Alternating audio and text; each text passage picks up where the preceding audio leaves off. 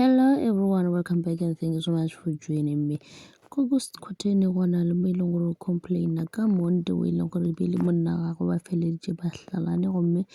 o bone gore dintwa tša bona di ka se ba thuše ka selo a bolela le Monday gomme Monday a re o nyaka go bona ngwana bona a mo fa permission gore a ye go bona Liana ka ge ile gore Liana o phela a botšiša gore papa o kae. So koko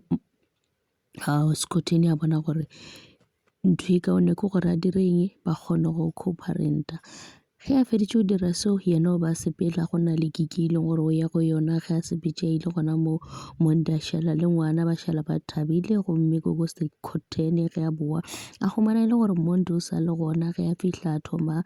dintwa gomme Monday go ba le mo e leng gore o sa tšwela pele o betha Khoteni. So Khoteni o re o lapile ka dilo tše e leng gore Monday wa di dira o nyaka go feleletša e le gore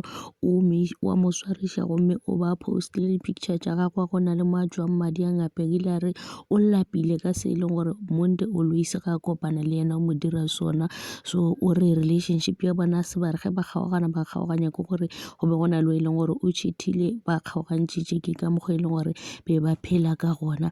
a be ba sa hlomphane a gona le o mo perfect gare ga bona ka mokana ga bona go na le diphošo tše e leng gore be ba di dira mara yena o lapišitše ke gore Monday a mo iše letsogo a phela a thoma dintwa ge a tlile go bona ngwana. Jwale re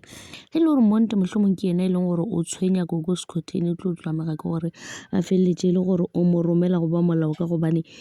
taba gore batswadi ba lwe pele ga ngwana ke e leng gore e ka sogile e dumeletše. Jwale ke re mohlomongwe nka ba no re mothinyana a tšhelenyane gore a kgone go mo tlogela go dira gore ka tše e leng gore wa mo dira goba mohlomongwe a nyaka go mmerekišetša sehlare ka ge e le gore ke papa bana ba ga go tšhaba gore mohlomongwe se ka mo dira ka mokgwa e leng gore o tlo gobala. Jwale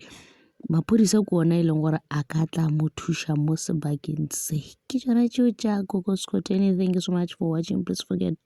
to like, comment and subscribe. Ta-da.